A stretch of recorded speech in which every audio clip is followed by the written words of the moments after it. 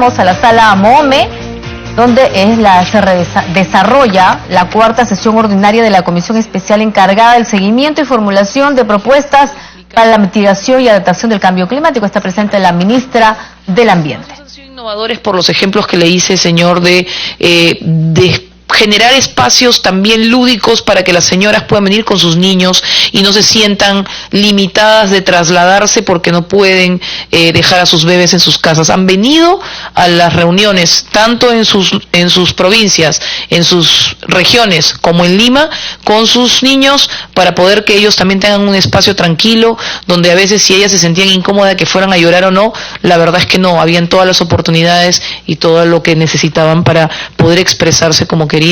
Para nosotros es un proceso increíble, ha habido mucha participación, queremos seguir mejorando en la parte de la información, hemos estado permanentemente devolviendo a las comunidades y a las poblaciones la información que teníamos, y de verdad que agradecemos a esos a esos traductores que teníamos permanentemente para el tema de lenguas originarias. Así que respecto al tema de consulta previa, respecto al tema del reglamento, esto es lo que yo le puedo adelantar, pero además para nosotros un gusto de poderles decir que terminada esta etapa, señor, ya se viene el trámite interno de aprobación del reglamento y podremos contar con él, esperemos, en el corto plazo. ¿Sí? ¿Le molesto? Muchas gracias. No, con todo gusto, no, por favor.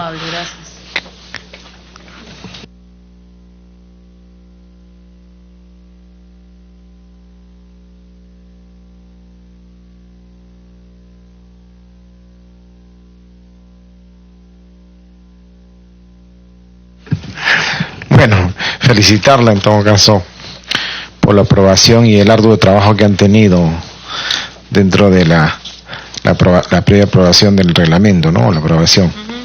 Bueno, algunas preguntas parte de la comisión sobre la reglamentación de la ley marco sobre el cambio climático. Pregunta número 1 sería: tras haberse culminado el proceso de consulta previa para la reglamentación de la ley marco sobre el cambio climático, corresponde su revisión, como ha señalado el MINAM, por parte de la Comisión de Coordinación Viceministerial. ¿Cómo podrían asegurar que algunos elementos incorporados a raíz de esta consulta con las organizaciones indígenas, como por ejemplo la Plataforma Climática Indígena, no pierdan la esencia en la que fueron aprobados? 2. ¿Cuál es la capacidad o la autoridad de esta comisión para revisar o traducir lo que se ha discutido en la consulta previa? Sí, eso sería. Perfecto. Además, buenísimas preguntas, porque estamos aquí pensando que luego de todo el esfuerzo con los pueblos indígenas podría de alguna manera, como usted bien dice, perder la esencia cuando pase por el CCB. Básicamente le puedo decir que la participación e incorporación de los otros sectores durante el proceso es la clave. Y por eso es que en un determinado momento, en una de las filminas, le menciono que la participación de los gobiernos regionales y de los sectores no se ha supeditado a la primera parte, que fue la elaboración del documento base, sino que en estos procesos han estado permanentemente invitados no solo el Ministerio de Cultura, sino, justo le mencioné el último de los ejemplos, que era el Ministerio de Economía y Finanzas. La última semana, casi para el cierre, cuando estamos hablando de financiamiento ambiental, que es un tema importantísimo, por supuesto, en que los pueblos indígenas querían manifestar su opinión, han venido representantes del Ministerio de Economía y Finanzas, de la misma manera que cuando había algún tema que tuviera que ver con uno u otro sector, estos han estado incorporados.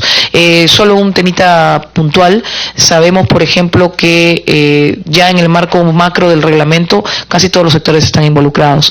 La transición climática que seguramente requeriremos a futuro va a implicar que el Ministerio de Trabajo esté involucrado para lo que van a ser nuevos trabajos o nuevas formas de trabajo. El Ministerio de Salud, para ver cómo están habiendo complicaciones con cambios de temperatura o problemas de riesgo climático con el tema de la salud. Entonces, así como han participado en cada paso del reglamento en su construcción, cuando hemos hablado de consulta previa, en los espacios en que se ha requerido, han venido como invitados.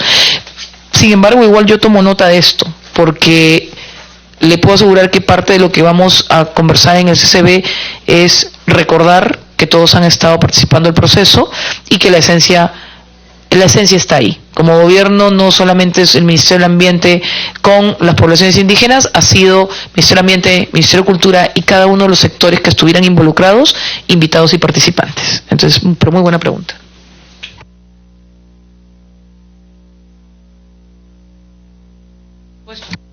Sobre Plásticos. sobre la ley de plástico, ¿no? ¿Tienen ahí, chicos, el tema? Para que de repente tienen que su presentación también. Sobre todo que el país ha tomado conciencia con respecto a esto, ¿no? Y la empresa privada específicamente se ha puesto la camiseta de tener un país más limpio, ¿no? Entonces eso creo que es importante resaltar. Y el trabajo también del MINAN, ¿no? A través de la ministra anterior y usted que ha continuado, y creo que eso hay que reconocerlo, ¿no? Hay que reconocer y saludar a la empresa privada que está cambiando la matriz, ¿no? De plástico con el plástico biodegradable o los alternativos como el uso de papel también, ¿no? Que hay muchas empresas peruanas y yo conozco algunas. Señora ministra, ¿ya? Sí. Ya, tiene usted la palabra para hablar de la nueva ley de plástico. Usted tiene ahí la presentación para que me acompañe, pero solo quiero hacer un par de comentarios y están justo en su misma línea. Usted acaba de mencionar qué nivel de involucramiento hemos tenido todos. El primero, siempre comienzo diciendo que la población ha sido impecable al tomar conciencia desde el año pasado de que algo no estaba funcionando y que podíamos hacer un gran cambio. El Congreso fue también increíble, habían varios reglamentos, usted recuerda, habían varios proyectos, ¿cierto? Pero hubo un trabajo unificado y una unanimidad en el proyecto de ley. Eso es realmente, yo lo agradezco. Yo sé que en su momento lo agradecimos. Vino la ministra Fabiola, estuvo acompañándolos a ustedes y escuchando las presentaciones que hacían. Pero hablemos del sector privado, que es un poco lo que usted ha dicho. Justo, si es que ellos no logran abrir el archivo, no hay problema, porque usted tiene la presentación y la podemos conversar rápidamente. Pero usted acaba de decir que el sector privado se puso la camiseta. Le digo, señor, yo estoy totalmente de acuerdo con usted. El sector privado demostró una madurez increíble porque ha visto una oportunidad que ahora el reglamento la hace más evidente, que es oportunidades de innovación, oportunidades de creatividad y de investigación. Cuando usted dice, yo conozco algunas empresas, le cuento, hice un pedido de una comida que siempre viene en una bolsa. Y el caballero lo primero que me dice es, disculpe, pero ya no las damos. Entonces, incluso quienes están haciendo reparto de comida, no es que te dicen, te voy a cargar los 10 céntimos o los 12, sino que te dicen, no, hemos decidido hacer un cambio como empresa. Y eso está pasando en las empresas de ropa, en las tiendas, etcétera.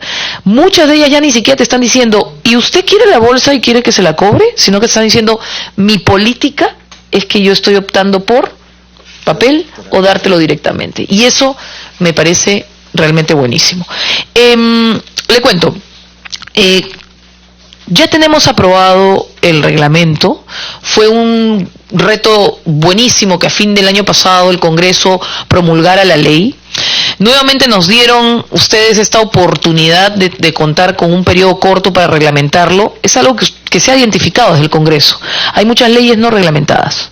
Entonces es importantísimo que, a menos que la ley se pueda entender por sí sola, si ésta requiere un reglamento, cuente con él. Hemos hecho un esfuerzo muy grande porque hemos hecho el mismo tipo de proceso que yo le comenté hace un momento cuando hablábamos de consulta previa. Hemos formado el reglamento a través de un proceso participativo. Este proceso participativo ha estado basado en reuniones al interior del Poder Ejecutivo, evidentemente, pero luego reuniones con el sector privado. Hemos tenido como 58 instituciones del sector privado, sociedad civil, academia, hablando con nosotros, y durante el mes de abril aproximadamente conversando en qué cosa eran las principales preocupaciones.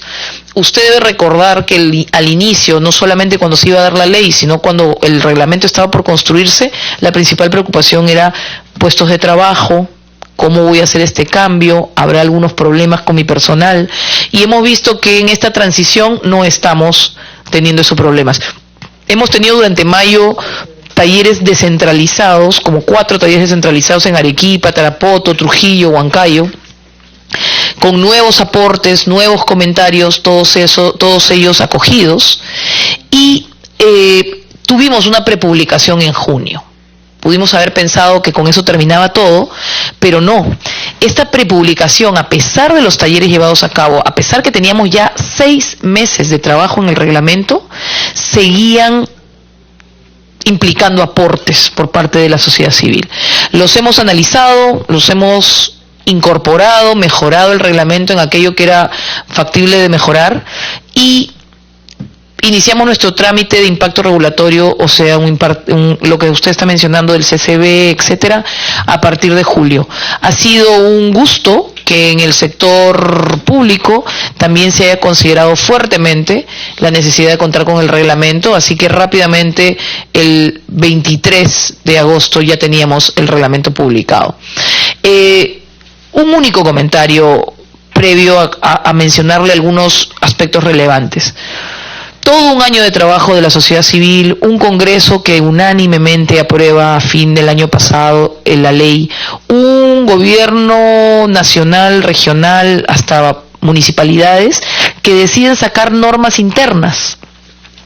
Hacia marzo más o menos estaba prohibido que entrara plástico a áreas naturales protegidas y a instituciones de gobierno, a las playas de nuestro país y a las playas de la Amazonía. Pero empezaron a sacar normas los propios ministerios. El ministerio decidió: no más plástico, aquí si vienes con botella de vidrio, vienes con tu taza, con tu cerámica, no más. Lo empezaron a hacer municipios. Y es más o menos la época en que empiezan también las empresas como las que usted menciona, de supermercados, a decir: y yo voy a empezar con las bolsas que son reutilizables. Y ahí empiezan los periódicos, como los diarios que nosotros conocemos, que ya no pueden mandar sus diarios a las casas en plástico. Ya no le tiene que venir el recibo de la luz o del agua en plástico. Empezó la sociedad, como país hemos tenido un avance en estos 6 meses, un año, señor, que es envidiable. Y un hito importante, el impuesto selectivo al consumo de las bolsas, que entró a regir el 1 de agosto. En ese momento, 1 de agosto, ha habido por algunas personas preocupación, eso no lo podemos negar, pero sin embargo hemos tenido resultados positivos. Algunas personas han estado asombradas con el cobro y sin embargo otras ya empezaron a acostumbrarse a llevar las cosas en la mochila y en la cartera. Digo esto porque no significa que con el reglamento terminó todo. Siempre hay hitos en los cuales avanzar, y el hito que sigue es que tenemos seguramente una serie de reglamentos técnicos que hacer. Sí, si me ayudas, solamente pon la siguiente un ratito. Y exacto, que es básicamente el proceso del que le he estado conversando. Y si pones la siguiente, que es la última realmente, podrán apreciarse lo que son los siguientes pasos. Necesitamos todavía reglamentos técnicos. La empresa privada todavía está esperando algunas indicaciones mayores, y vamos a conformar una comisión multisectorial técnica para la gestión integral del plástico de un solo uso, ¿no? Va a ser de naturaleza permanente, va a ser abierta para la participación de todos. Estamos aquí de la mano con otros sectores, acá está el Ministerio de la Producción con nosotros, acá están otros sectores, seguramente va a estar quien tenga que desarrollar. INACAL probablemente también tendrá que participar en algunos temas de calidad, de desarrollo de algunos reglamentos técnicos.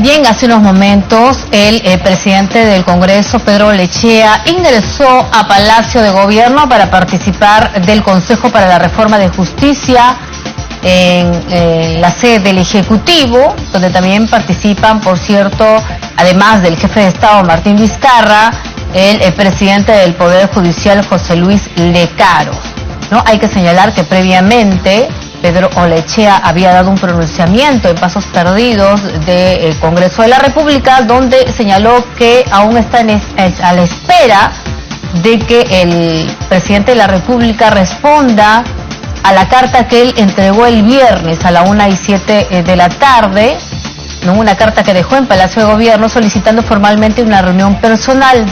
Así que él todavía está a la espera, aunque obviamente ahí vemos al presidente del Congreso, Pedro Olechea, ¿no?, llegar a Palacio de Gobierno para participar de esta reunión, donde también se encuentra el jefe de Estado, Martín Vizcarra, y otras autoridades. Previamente, Pedro Olechea señaló que en este encuentro que va a sostener posteriormente con el jefe de Estado, va a impulsar una agenda que tiene 4 puntos. Uno, sobre la generación de puestos de trabajo, ¿no? También la seguridad ciudadana, la reconstrucción del norte y el proyecto que recorta el periodo presidencial y congresal. ¿Sí? Entonces, el presidente del Congreso de la República participa de la reunión del Consejo para la Reforma de Justicia en Palacio de Gobierno.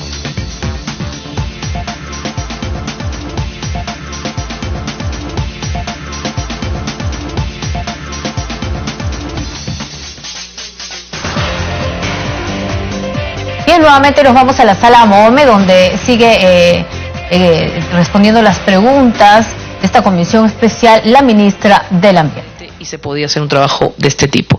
Así que el reglamento está, las oportunidades de mejora para nuestra sociedad están, y además el detalle de cuáles son las infracciones, etcétera, están.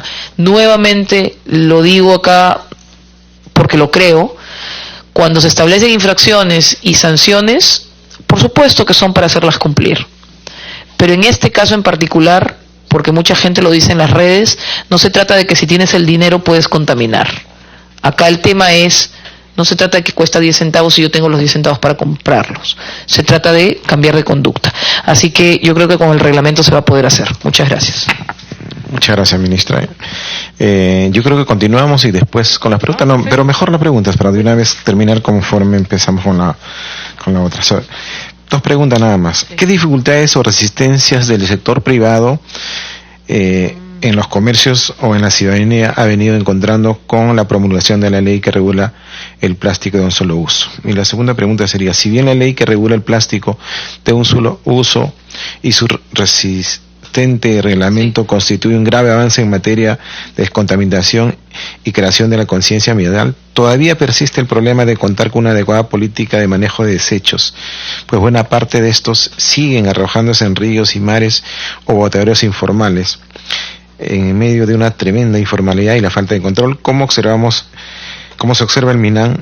Este problema está pendiente, y como vimos anoche en un reportaje también cómo se comporta la ciudadanía, algunos todavía y otros que corrigen, que dan el buen ejemplo, ¿no?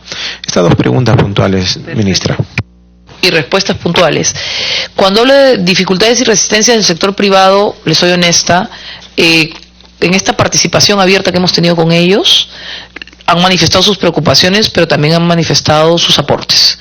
En estos momentos, desde diversos sectores, lo que estamos viendo es lo que usted mencionó, que en algunos casos ya ellos son los que están cambiando.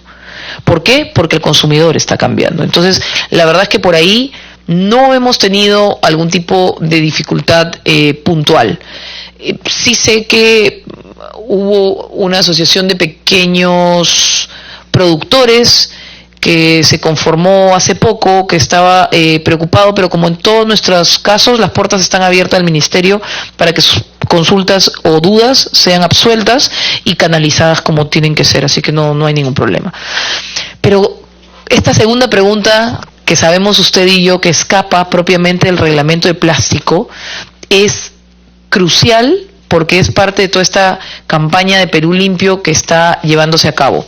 Cuando yo le digo que el consumidor ha cambiado, que la gente ha cambiado, que el Congreso con su decisión unánime de sacar una ley de plástico de un solo uso, sorbetes, Tecnopor, se adelantó a muchos otros países que seguro tenían ley pero solo para el plástico, pero no para sorbetes y Tecnopor, que además puso el impuesto, cuando hay países que sin ley tienen el impuesto, como puede ser Colombia. la verdad es que también nos está ayudando en otros aspectos. Hay otro proyecto, otra ley aprobada por el Congreso, que es estrictamente la de residuos sólidos, que está permitiendo que podamos tener avances. Así que esta mirada integral es súper importante. Quiero hacer un comentario. Como país necesitamos, y creo que ya estamos camino a una economía circular. ¿Por qué le digo esto? El Congreso ya da una ley de residuos sólidos. Esta ley de residuos sólidos nos abre muchas buenas oportunidades. Como gobierno nos ha permitido priorizar la inversión en infraestructura de rellenos sanitarios y celdas transitorias. Eso es una brecha de infraestructura, como muchas otras que tenemos en el país, que necesitábamos tener. Muchos botaderos son producto de que la propia municipalidad consideraba que no tenía dónde llevar sus desechos porque no tenía ni siquiera un relleno sanitario privado donde ir. Lima tiene rellenos sanitarios privados a los que pagando hacen una adecuada disposición, pero probablemente el interior del país no había. Un segundo gran pilar es que no hacemos nada con tener infraestructura si no tenemos estos héroes invisibles que son los recicladores, que están cada vez más minimizando la basura que llega a los rellenos sanitarios y volviéndola a meter en el ciclo económico. Eso es economía circular. Economía circular es agarrar todo producto que alguien puede considerar como un desecho y volverlo a incorporar en la cadena. El ejemplo más comercial en estos momentos es que hay una bebida de aguas, una compañía que vende aguas no gaseosas, sino agua para tomar, que ya tiene el 100% de sus botellas hechas con material reciclable. Entonces, eso es importante, porque significa que todo ese material de plástico, de botellas que están pululando por ahí, pueden volver al ciclo y a la cadena y convertirse y tener una nueva vida. Entonces, factor humano. Tenemos héroes invisibles en los recicladores que están trabajando fuertemente para que reduzcamos al máximo los residuos que tenemos. Y el tercero es cultura o educación ambiental. Nosotros, quienes producimos los residuos. Nosotros quienes producimos los residuos y cada vez con mayor fuerza empezamos a hacer una segregación en fuente, va a ver usted que va a ocurrir lo siguiente. No importa si vive usted en un departamento, en una casa, si tiene más espacio o no lo tiene. Podemos separar lo que son los residuos orgánicos de los no orgánicos reciclarlos una vez a la semana y con los orgánicos hacer compost nosotros directamente o los municipios. Cuando hablamos de los municipios rurales, de los más de 1.800 municipios en el país, le puedo asegurar que 3/4 partes tienen más producto de basura orgánica que inorgánica.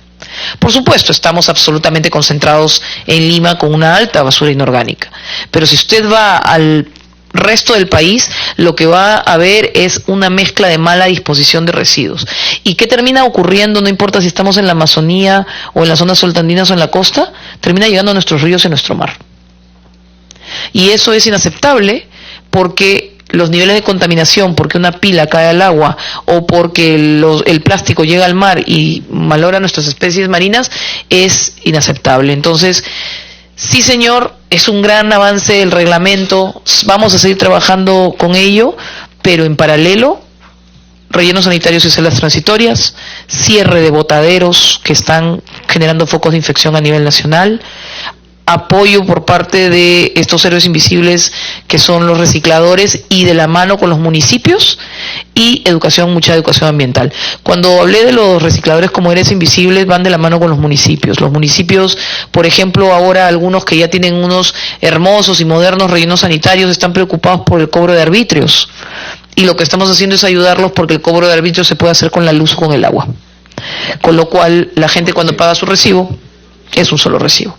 Y entonces el mantenimiento, sostenibilidad de estos rellenos sanitarios, muchos de ellos muy modernos, tienen que venir de la mano con el apoyo que se le tiene que dar a las municipalidades. Entonces, gracias por la pregunta.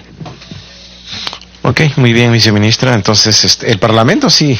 Entonces ha colaborado bastante con los marcos normativos para que ustedes puedan hacer sus respectivos reglamentos y qué bueno que ya la ley esté en vigencia. Sí, señor.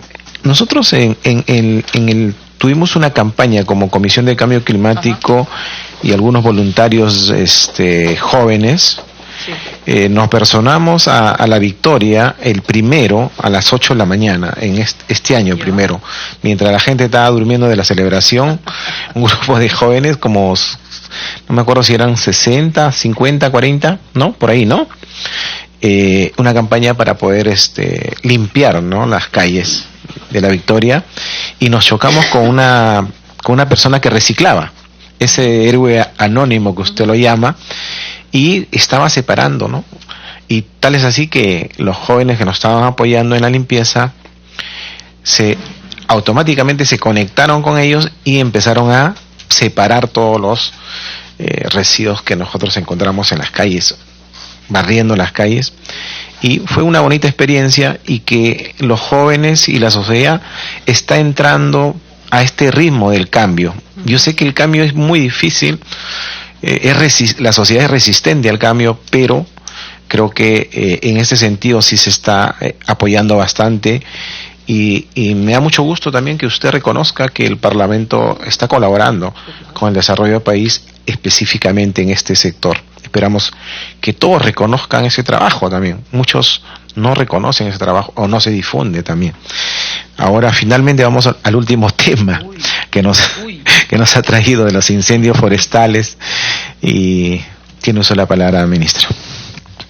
Gracias. Y sí, lo que pasa es que al César lo que es el César. Ustedes han tenido y siguen teniendo un apoyo muy muy fuerte en este tipo de cosas. Gracias por contarme además de esa experiencia muy puntual, porque a veces uno, si no vive esa ir a la cancha, ir al campo, mirar lo que está pasando, hasta para efectos de legislar, pareciera que estuviera legislando a la distancia. Pero como ustedes están yendo a ver qué pasa, es un aspecto muy importante. Mire, ya que estábamos hablando de hablar de responsabilidades de cada quien, solamente le quiero, ¿me permites, Johnny, con la siguiente? Gracias.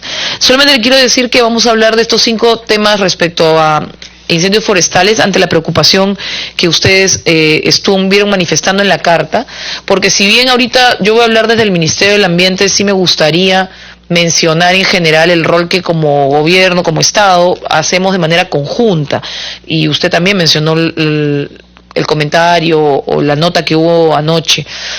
Si me permites, puedes pasar 2, claro, una más. Para mí es muy importante que se comprenda que incendios forestales o focos de calor, además, son diferentes, lo vamos a ver ahorita, en el país han habido siempre. Si ahorita no pensáramos en Brasil y en Bolivia, lo primero que se tiene que venir a la mente es Cuelap, señor. Porque Cuelap fue el último gran incendio que preocupó al país.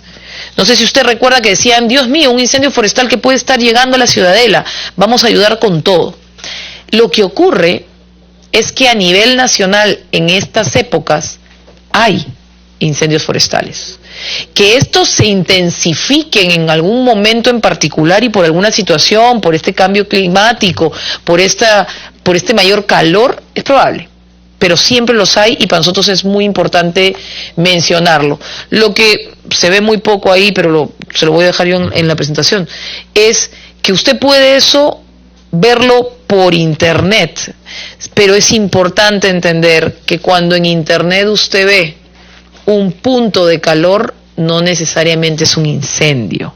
¿Podrías ir a la siguiente, por favor? Un punto de calor determinado por algunas características en un mapa por una mirada satelital no necesariamente va a desencadenar en un incendio forestal. No necesariamente. ¿Por qué focos de calor? Porque ya hemos conversado, usted lo conoce, lo conocemos quienes hemos recorrido el país. Las prácticas agrícolas en algunos lugares del país optan por quemar un área. Yo lo separo en 2 motivos, pero realmente pueden haber muchos más. Si usted se va a la costa norte, es para cosechar. Entonces, para la caña es más fácil quemar que cortarse. Entonces la gente tiene algunas prácticas de ese tipo, que ya están cambiando y se está haciendo corte en verde y ya no se está haciendo quemas, porque cuando usted quema caña en la parte norte del país para cosechar, los humos afectan a las poblaciones aledañas e incluso afectan las carreteras y pueden generar accidentes. Otro tipo, muy en bloque, es el de roza y quema. Es decir, en algunos lugares de las zonas altoandinas, pero lamentablemente también en selva baja, se opta por preparar la tierra para la cosecha. Eso puede salir en el mapa como un foco de calor, pero no es un incendio si es que está controlado. El incendio viene si está descontrolado. Y eso es lo que tenemos que tener cuidado. Por eso es que para nosotros era tan importante de dónde se está obteniendo la información, quién la está obteniendo, y yo le voy a dar un ejemplo dentro de un ratito más. Pero es muy importante. Mapas de calor, sí. ¿Que muestran puntos de calor? Sí. No todo punto de calor o foco de calor es un incendio.